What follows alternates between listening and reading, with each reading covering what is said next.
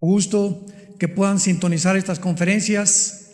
Ya estamos en cantidad, decenas de países que personas ávidas de conocer la verdad y de las Escrituras puedan sintonizarnos. Y vamos a compartir un mensaje titulado La profanación del templo judío. La profanación del templo judío.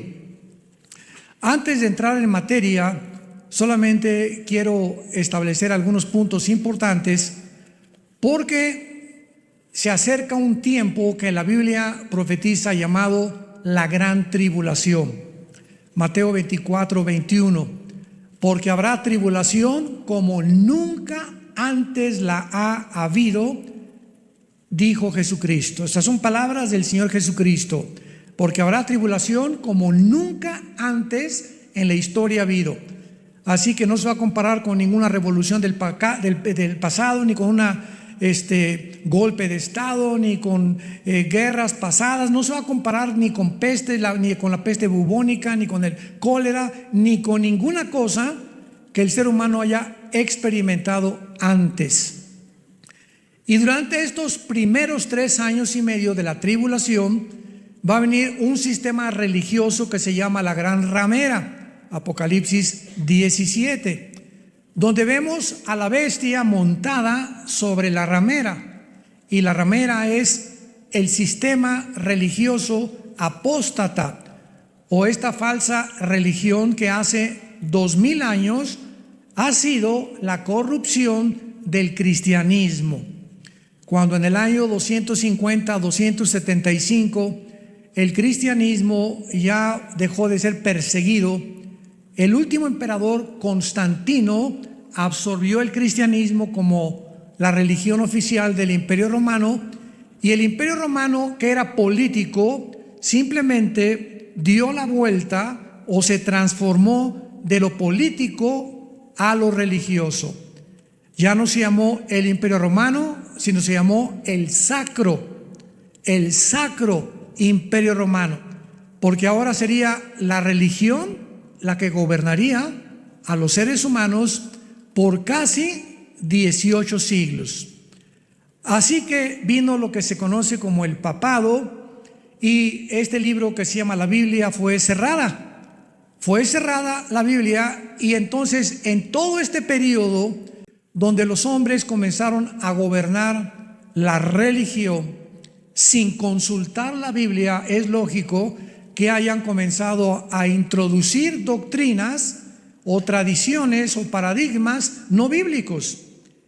Y así vinieron todas las herejías con las que fue permeado el cristianismo, hasta que aproximadamente en 1625, un hombre llamado Martín Lutero, que era un monje en Alemania, le cae de alguna forma milagrosa la Biblia, comienza a leer Romanos capítulo 1, donde dice: el justo por la fe vivirá. Y Martín Lutero inicia una revolución que se llamó la Revolución o la Reforma Protestante, donde fueron establecidos 3 puntos importantes. Sola Escritura, o sea, nada más la Biblia es la única autoridad. Solo fide, solo es por la fe, y solo Cristo. Entonces, bajo estos 3 fundamentos vino un cambio radical, donde el Vaticano comienza a perseguir a los que les llamó protestantes. ¿Por qué? Porque protestaban en contra de que el Vaticano no podía haberse adjudicado el derecho de decir lo siguiente: solo bajo Roma hay salvación. Y el que no aceptara que era Roma, no la Biblia, no Cristo, no la fe, sino la institución religiosa era la que salvaba al ser humano, entonces iniciaron lo que se conoció como la Inquisición, por el señor Torquemada, un español que nombró un papa para que mandara torturar, matar y expropiar sus propiedades a toda la persona que no aceptara que Roma salvaba. Posteriormente vinieron las cruzadas, donde mandaron a Ignacio de Loyola, un soldado del Vaticano, y se pintaron aquí una cruz. hay muchas películas de esto, y los mandaron a Jerusalén a matar a los musulmanes y a los que no, y judíos que no aceptaran, ¿verdad? Y a sacarlos de Jerusalén para que Roma se posicionara de la ciudad de Jerusalén. Y hasta escuchen esto, hasta 1961, apúntalo, en el Segundo Concilio Vaticano, el Papa Juan XXIII, un papa gordito, muy simpático, con mucho carisma, hasta 1961, este señor, este papa, por primera vez, abre la Biblia. Abre la Biblia, y cuando la comienza a abrir, comienza a respirar, comienza a darse cuenta y dice: Dios mío santo, ¿cómo es posible que hemos estado enseñando tantas cosas que no están en la Biblia? Y el Papa Juan XXIII fue el primer, podríamos llamar, reformador de Roma, porque él prohíbe que ya no se diga las misas en latín. Pregúntale a tus abuelos o a tus padres antes de los 60, verdad. Yo me acuerdo de niño, estaba chiquito, 4 o 5 años, pero me acuerdo que nos entrenaron después para ser acólitos. Mi hermano Alejandro y yo fuimos educados en colegios lasallistas. Yo estuve en el colegio salesiano de Saltillo, me corrieron a los 6 meses porque era un buscapleitos de primera. Y todas estas cosas que nos enseñaron era latín. Entonces los acólitos o monaguillos, en aquel tiempo entraba el cura a levantar el cáliz, y nosotros, uno en cada esquina, teníamos que oír lo que decía en latín y contestarle los monaguillos. Para eso eran los acólitos, contestarle al cura lo que él estaba diciendo. Entonces cuando el cura entraba y decía: introibo al altar Dei, o sea, me introduzco al altar de Dios, porque él estaba diciendo que estaba entrando al lugar santísimo. Teníamos que contarle Adeam cultifica juventudes meam en latín. Todavía me acuerdo de estas contestaciones en latín, ¿no? Y después pasó el tiempo y entonces quitaron el latín, mandó quitar los santos. Hay muchas iglesias que, aunque no los quitan, pero ni de chiste, en la mayoría, que comenzaron a permitir la música dentro. Y además lo más grande fue que por fin Roma, después de casi 2000 años, permite que el pueblo lea la Biblia.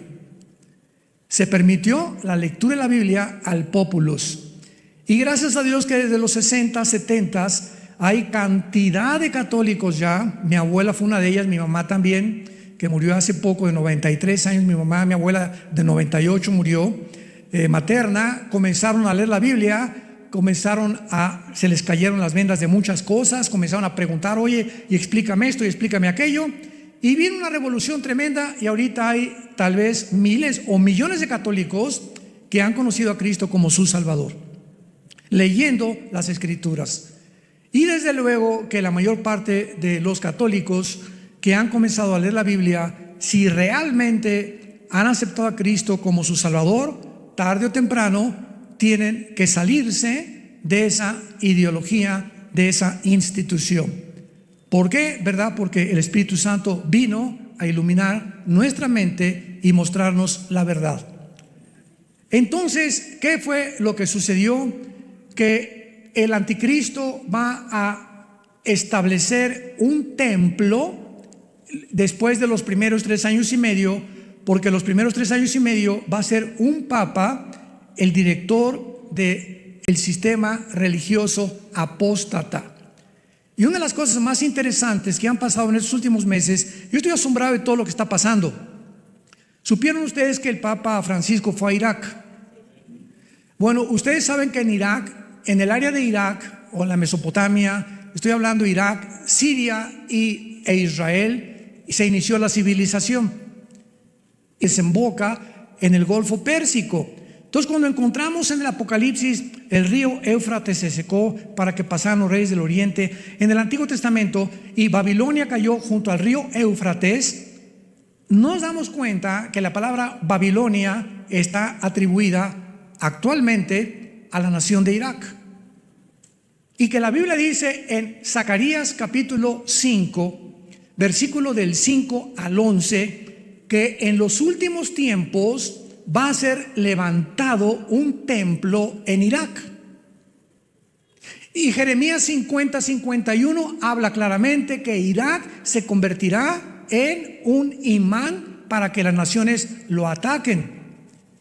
Y la Biblia dice claramente que en la ciudad de Irak serán los cuarteles generales del anticristo. ¿Me escucharon?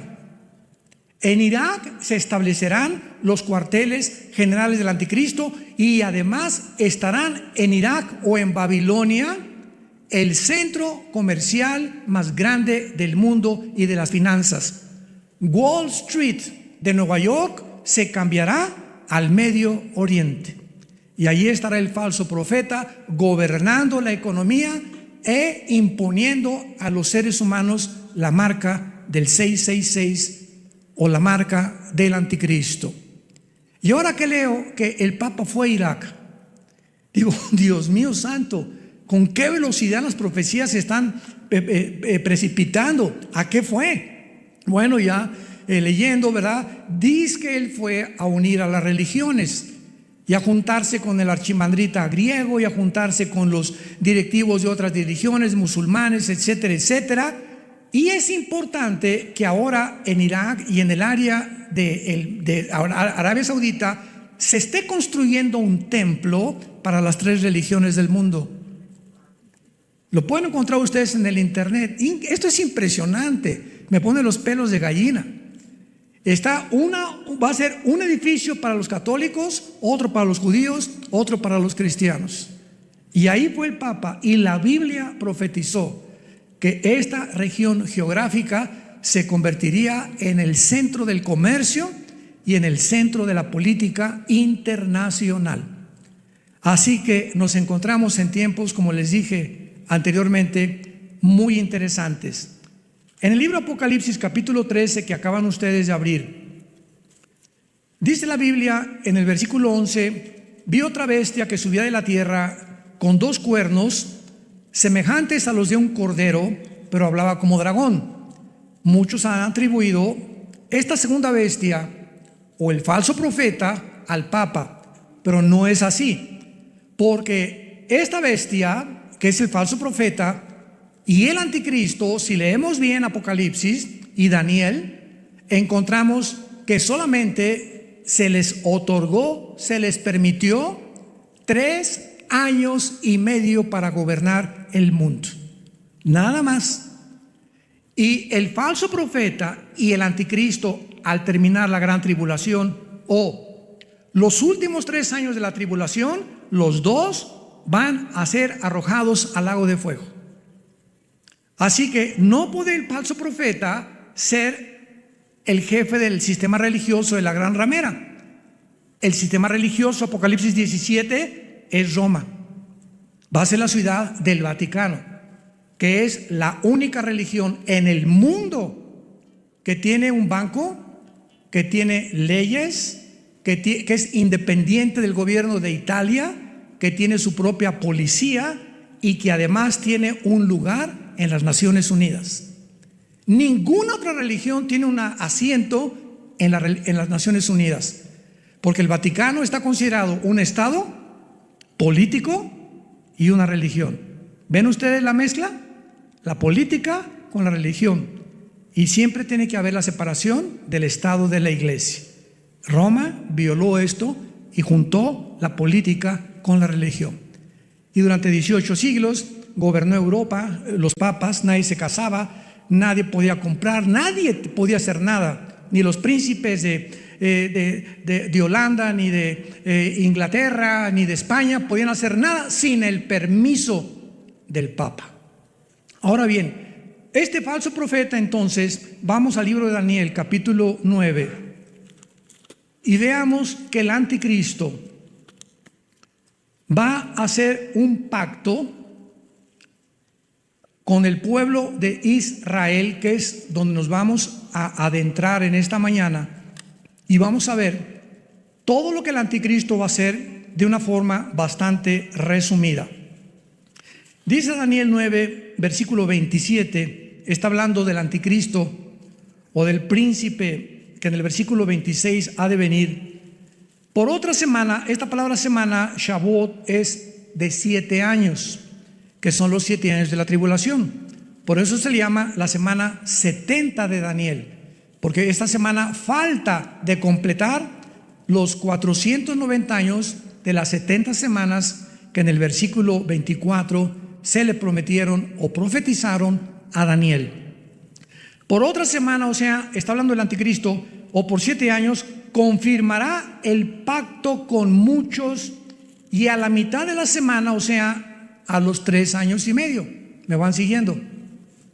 A la mitad de la semana, la mitad de 7 es 3 y medio. Hará cesar el sacrificio y la ofrenda. Después, con la muchedumbre de las abominaciones, vendrá el Shamem, en el hebreo, que se tradujo el desolador, o el devastador, o el destructor, hasta que venga la consumación y lo que está determinado se derrame sobre el desolador. Durante este tiempo el anticristo entonces va a entrar al templo judío hasta los 3 años y medio, o a la mitad de la tribulación. Los primeros 3 años de la tribulación no le corresponden al anticristo. Él estará como un espectador o teniendo relaciones con el Vaticano, pero el Vaticano impondrá un sistema o una religión el ecumenismo, se llama, de unir a todos, musulmanes, hindúes, católicos, protestantes, apóstatas, etcétera, etcétera, bajo una sola bandera. Esto lo inició el Papa Juan Pablo II, cuando en los 90s fue a la ciudad de Isis, ahí en Italia, y ahí el Papa juntó a brujos, juntó a archimandritas, juntó a musulmanes, juntó a hindúes, juntó a todos los líderes que pudo juntar para orar juntos por la paz del mundo, bajo esa bandera. Vamos todas las religiones a orar por el mundo entero. Se oye muy bonito, ¿verdad? Y se oye muy loable, y se oye también, digo, ¿verdad? Cualquiera podría decir, bueno, pues esto es algo, ¿verdad?, que necesitamos hacer. Pero la pregunta es que la Biblia dice: ¿podrán dos juntos caminar si no estuvieran de acuerdo? ¿Le estamos orando al mismo Dios? ¿Cómo puedo yo orar con un musulmán cuando él le ora a Alá y él me puede decir amén, cuando mi Dios es el Dios de la Biblia, el Dios de es Mahoma o Alá? ¿Cómo puedo orar con un hindú cuando tienen 7 millones de dioses? Oye, ¿a cuál estás orando? ¿A cuál de todos le estás pidiendo? Entonces, esto es una bandera que suena bonito, juntemos todas las religiones, pero a los ojos de Dios es una abominación. Dios es el único Dios verdadero y es el primer mandamiento. Adorarás a Dios, tu Dios, sobre todas las cosas. No te harás imagen ni escultura, ni adorarás ni te inclinarás ante ningún otro Dios. Cuando venimos a la Biblia, venimos al único Dios, y ese Dios es un Dios celoso, en el sentido que nos dice desde ahora: deja tus ídolos, deja todo aquello que tú considerabas que podías juntarlo, porque yo soy el único Dios verdadero y quiero que me conozcas, que me sirvas y que me adores en espíritu y en verdad. Muy bien, veamos entonces rápidamente lo que hará el anticristo durante este tiempo. Se los voy a deletrear rápidamente. Número 1, va a anular a la mitad de la tribulación el pacto que firmó. Ahorita lo vamos a ver en Isaías 28. Va a anular el pacto. 2, va a participar con Israel en mentiras y engaños. 3, el pacto que va a hacer con Israel, la Biblia le llama un pacto con la muerte y con el infierno. Lo vamos a ver en Isaías 28 ahorita también. 4, la muerte y el infierno, qué interesante, aparecen en el 4º sello del Apocalipsis, como la muerte y el Sheol, o como el infierno y la muerte. Número 5, Israel va a firmar este pacto y lo va a aceptar por temor a una invasión militar, y se le va a conceder reconstruir el templo judío. Por eso los rabinos van a ser engañados, porque el anticristo les va a prometer que van a reconstruir su templo y que nadie se va a intervenir, ni los musulmanes se lo van a quitar. Y pues rápidamente los judíos van a firmar el pacto con el anticristo. Número 6, el verdadero contenido del pacto no va a tener nada que ver con el conflicto con los palestinos, porque ahorita está hirviendo Israel entre los palestinos y entre los judíos. El presidente Joe Biden declaró hace algunos días de que él iba a buscar la manera de que se estableciera dentro de la tierra de Israel un Estado palestino. Ahorita los palestinos dentro de Israel ocupan dos lugares principales: la Franja de Gaza, que está hacia el mar, donde se conoce, ¿verdad?, como la Filistea del Antiguo Testamento, y donde el gobierno de Mahmoud Abbas, el jefe de la organización terrorista de Hamas, la palabra Hamas en hebreo significa los violentos, están al frente explotando a los palestinos, porque el pobre pueblo no tiene la culpa. Y cuando bombardean y lanzan cohetes a Israel, no son los palestinos, son el grupo terrorista de Hamas, dirigido por Mahmoud Abbas, y se esconden en los hospitales y en las escuelas para decir: no, los judíos nos contestaron el fuego y nos destruyeron los hospitales y las escuelas. Cuando usan de escudos a los niños y a los enfermos y a los médicos para justificar sus crímenes. Entonces ahorita toda la Franja de Gaza está ocupada por un grupo terrorista y por el pueblo palestino, que está sufriendo lo que este grupo está haciendo. Y también dentro de Israel está lo que se conoce como Judea, que es la zona donde está la ciudad de Jericó, y ahí están los palestinos controlando Belén, donde nació Jesús. Ahí están ellos, y Jericó. Y es interesante lo que vamos a ver más adelante. Pero ahora quieren que un estado sea y repartan a Jerusalén la mitad. Ahorita tienen el templo oriental nada más los judíos, pero quieren los palestinos toda la tierra de Israel. Porque el que fundó la Organización para la Liberación de la Palestina, 1972, Yasser Arafat, que mató a todos los atletas en 1972 en Múnich, en Alemania. ¿Se acuerdan ustedes? Hay películas de esto. Mandó matar a todos, los secuestraron de la Vía Olímpica, los mataron en un helicóptero con una granada cuando se los querían ya llevar a su tierra. Y entonces Golda Meir, la primer ministro en aquel tiempo, inició la persecución, y a todos los que mataron a los atletas se los fusilaron, ¿verdad? Y los eliminó el Mossad, que es la agencia secreta del gobierno de Israel. En séptimo lugar, el verdadero contenido del pacto probablemente tenga que ver con el deseo, repito, de edificar el templo. Porque los judíos, imagínense, ahorita el templo, ¿dónde está? ¿Dónde está ahorita el templo judío? No existe. Pero ¿dónde se encuentra geográficamente?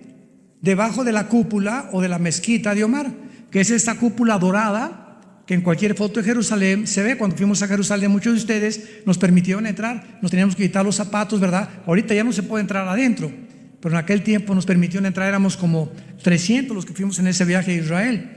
Y esta cúpula, debajo de la cúpula esa dorada que ves en las fotos, debajo se encuentra sepultado lo que era el templo judío, que en el año 70 después de Cristo, él lo profetizó, Mateo 24, no quedará piedra sobre piedra. Derribaron completamente e incendiaron Jerusalén, y fueron expulsados los judíos hasta el 48, que regresaron. Y en el año 604 después de Cristo, un musulmán, ¿verdad? Omar, uno de los musulmanes, levantó la mezquita. Entonces esa mezquita fue levantada 600 años después sobre el templo judío. Y los judíos, para que puedan reconstruir el templo, imaginémonos, pues tienen que destruir la mezquita, ¿verdad? Tienen que hacerla a un lado. Por eso no lo han podido hacer. Ahora, si esto sucede, imaginémonos la guerra que sobrevendrá en el Medio Oriente cuando les quiten a los musulmanes su mezquita. Si así se amarran bombas y se avientan, porque hay 72 vírgenes esperándolos en el cielo, pobres niños, ¿verdad? Que desde niños los adoctrinan, que si son mártires, son héroes delante de Alá. ¿Cómo no van ellos a provocar una guerra internacional si les quitan la mezquita, que es el lugar más sagrado? Porque dicen que de ahí Mahoma, en un caballo blanco, se fue al cielo.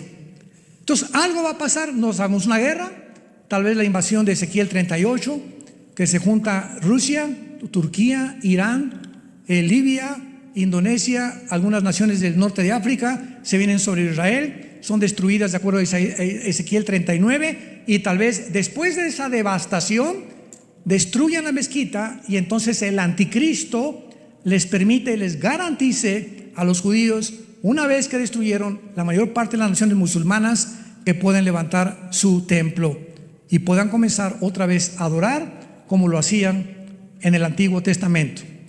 Ahora, muy bien, vamos a hacer alguna especulación con la agenda del anticristo. Repito, es una especulación que podemos imaginarnos lo que puede suceder, porque mientras en Apocalipsis 11 los dos testigos se han muerto, ¿se acuerdan? Que la bestia que sube del abismo, que es el anticristo, los va a matar. Mientras maten a los dos testigos, el anticristo tal vez por televisión estará viendo, ¿verdad?, dando a conocer a todos sus actividades del templo judío, porque los dos testigos serán muertos en la segunda parte de la tribulación. Y veamos a continuación, especulando un poco, las posibles actividades que el anticristo hará en la ciudad de Jerusalén. Vamos a escoger el viernes como su punto inicial, y les explico por qué. Viernes, ahí está el anticristo, no sabemos si en un hotel o en su casa, viendo los cadáveres de los dos testigos en Jerusalén, en la misma plaza. Viernes en la noche, el anticristo regresa a su hotel, prende la televisión y observa la manera como el mundo se regocija y se mandan regalos porque mataron a los dos testigos. El sábado, el anticristo, porque tiene que ser sábado, entra al templo y lo profana, exaltándose como un dios, mientras los dos testigos continúan muertos en la plaza de Jerusalén. El sábado en la noche, el anticristo tal vez regresa a su hotel, prende la televisión para ver la reacción del mundo cuando él entra al templo, porque lo van a seguir cámaras de televisión, y él entra al lugar santísimo, y ahí ponen una imagen que el falso profeta le va a dar vida. Esto se encuentra en Apocalipsis 13. El falso profeta le va a dar vida, y esta palabra vida es neuma en el griego, que es espíritu. A ver, ¿cómo podía esto suceder? Muy fácil.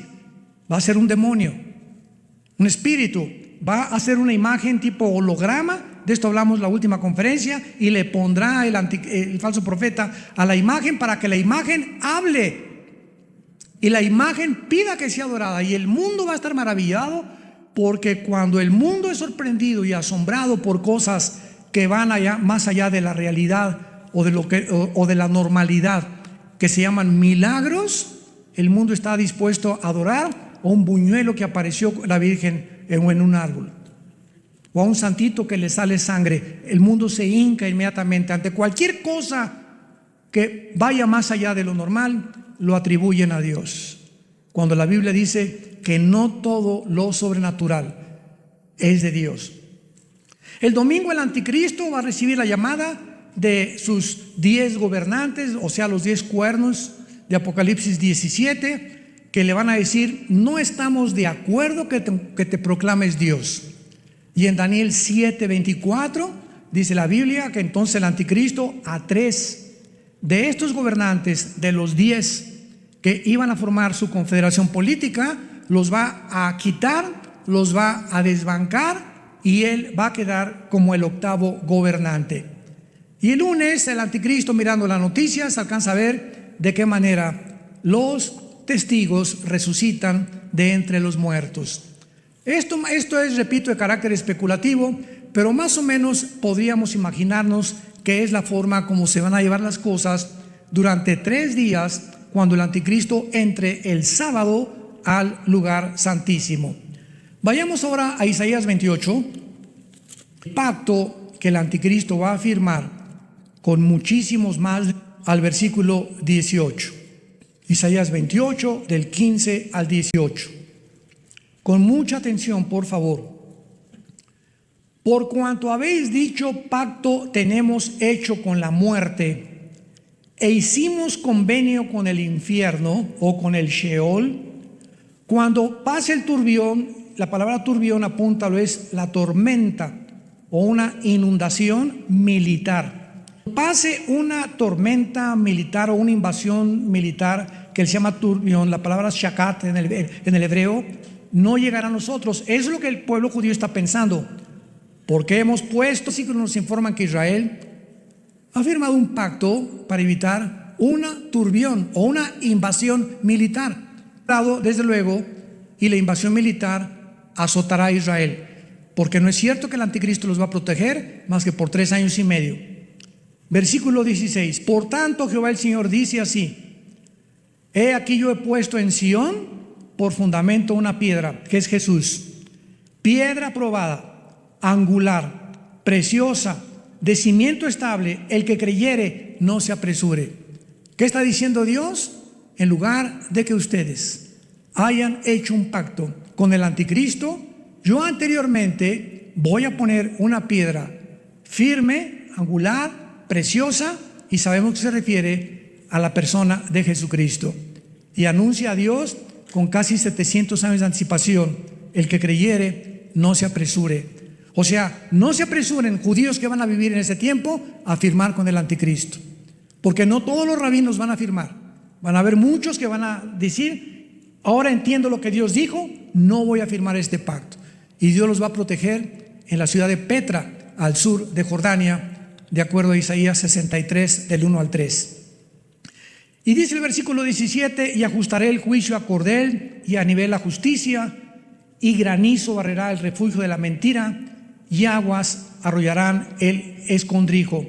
Cuando dice la Biblia ajustaré el juicio a cordel y a nivel la justicia, son instrumentos para construir.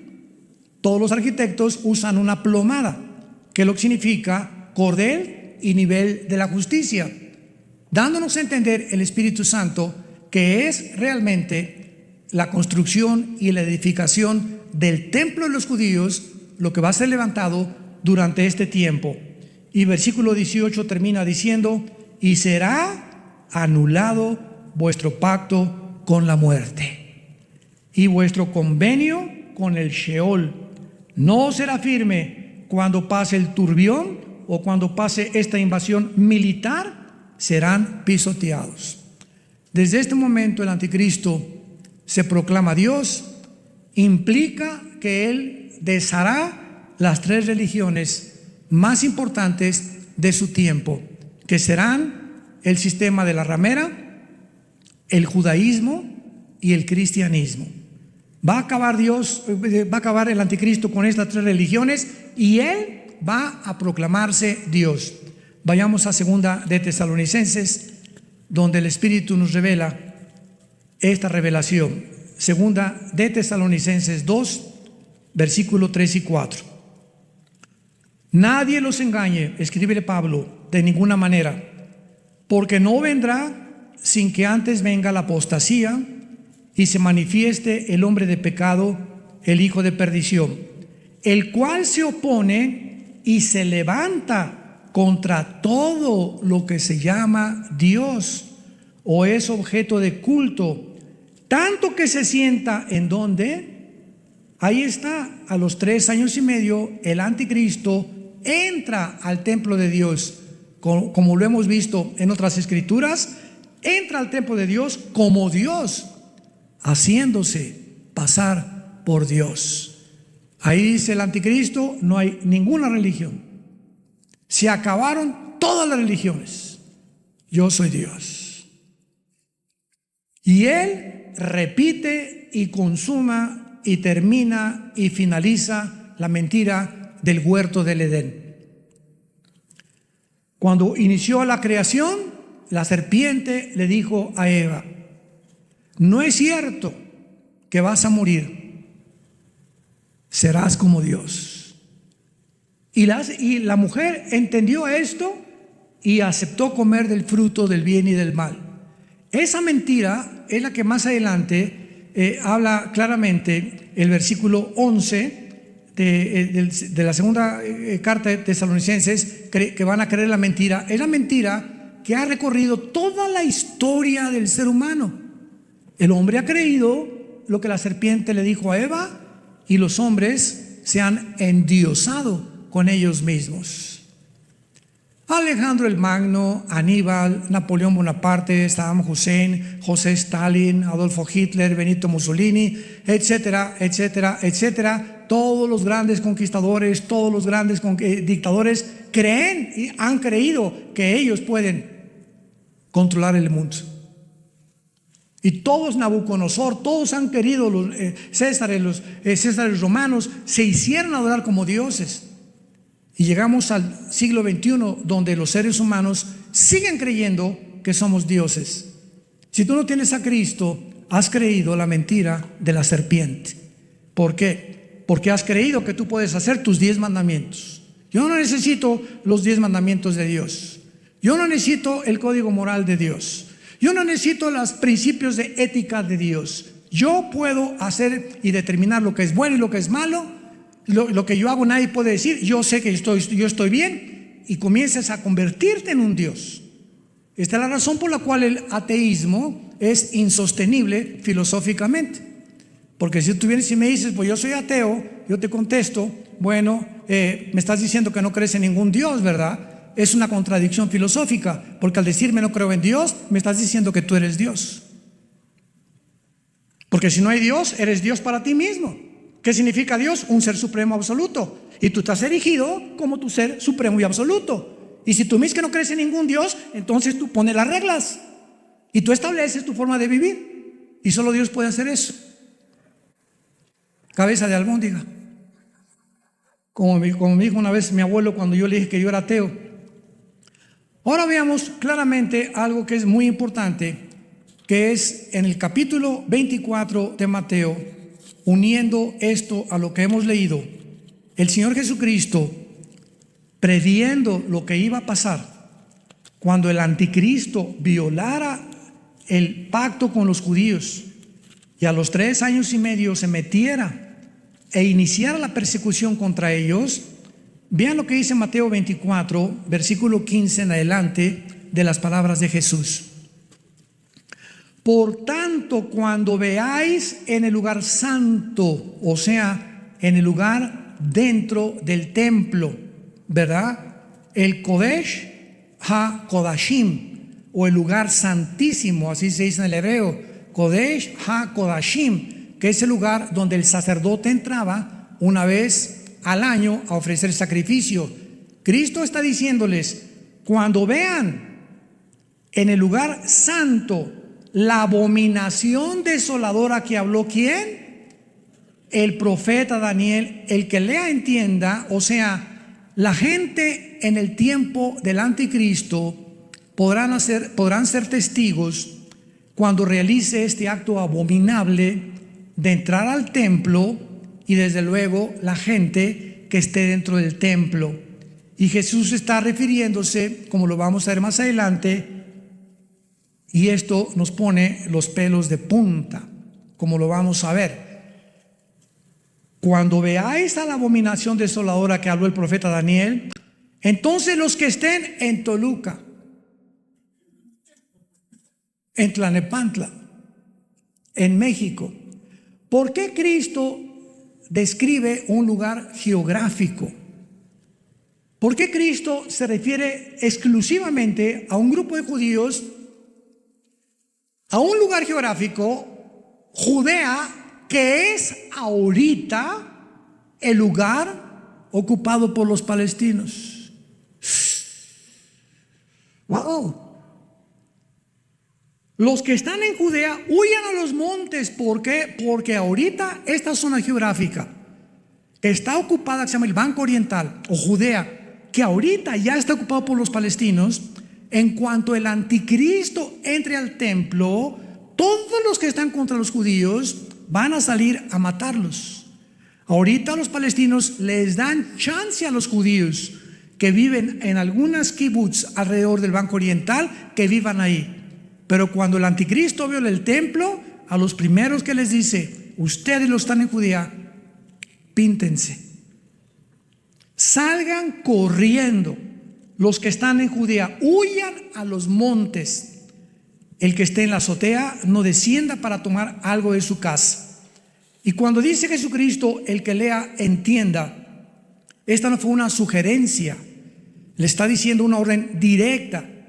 En otras palabras, debido a la importancia y a los detalles de este versículo, todo el que lea esto debe comprender que es urgente que no regresen a su casa ni por lo que hayan dejado, ni por el pasaporte, ni por nada. Cuando vean ustedes en la televisión, el anticristo entró al templo, salgan corriendo, porque los que no obedezcan les va a pasar lo que le pasó a la mujer de Lot cuando huyeron de Sodoma y de Gomorra. ¿Se acuerdan? Apocalipsis 19. Los ángeles agarraron a Lot: vénganse para acá, y a tu hermano y a la esposa, y vámonos. Y a casi a jalones lo sacaron los ángeles, y le dije a los ángeles, a Lot y a su familia: no volteen atrás, no se atrevan a voltear atrás. Y la mujer de Lot volteó para atrás. ¿Por qué? Porque era una carnalota. O sea, su corazón estaba en el mundo, en las modas, por aquí, por allá, este y el otro.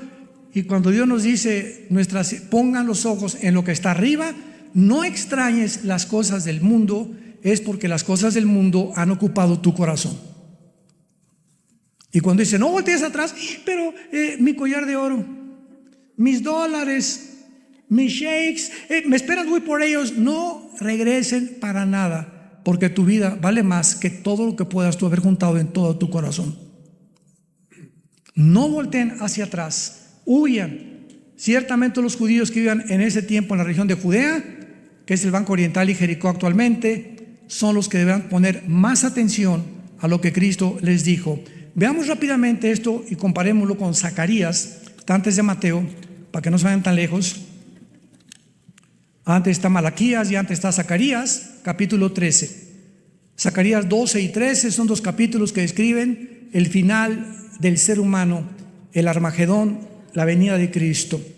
Dice Zacarías capítulo 13, versículo 8: y acontecerá en toda la tierra, dice Jehová, que las 2/3 partes serán cortadas y se perderán, mas la tercera quedará en ella.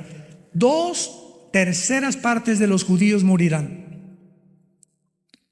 2/3 partes de los judíos morirán.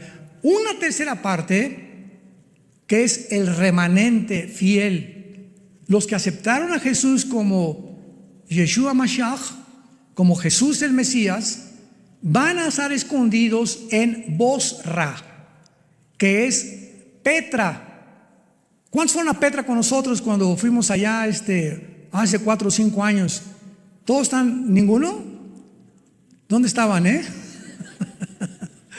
Bueno, Petra está al sur de Jordania. Entras, y para entrar a Petra es como, ¿qué será? 2-3 metros de ancho más o menos, cabe una carreta nada más, y es como 1 kilómetro. Nos bajan los camiones y tenemos que ir caminando como 1 kilómetro, porque no entra ningún carro, y de repente vas entre piedras así inmensas a tu alrededor, como si entramos como una cueva tremenda. Y al llegar a Petra, de repente volteas y te quedas paralizado al ver que es una ciudad construida en las piedras.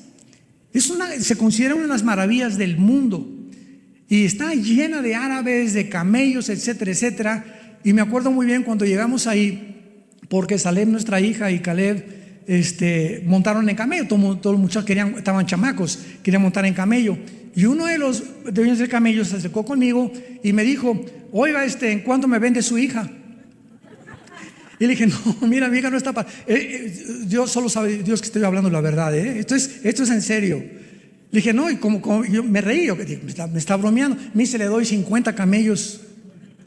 Y le hablé a Marta, a mi esposo, le dije: este cuate aquí no estaba diciendo que 50 camellos. Y le hablé al guía y me dijo: no le hagas caso, así son. Total, que le dije: no te doy ni aunque me dé lo que quieras. Pues no nos siguió, comenzamos a caminar toda la ciudad de Petra, que está llena de arena por el desierto, y no nos siguió como una hora, y me alcanza y me dice: le doy 1000 camellos, y le doy ovejas por la güerita que está arriba del camello.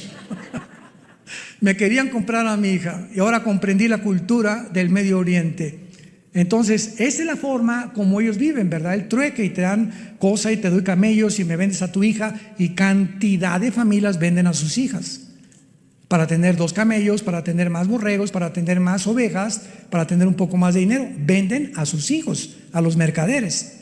Pero yo no lo vendía ni que me hubiera dado 1 millón de camellos, ¿verdad?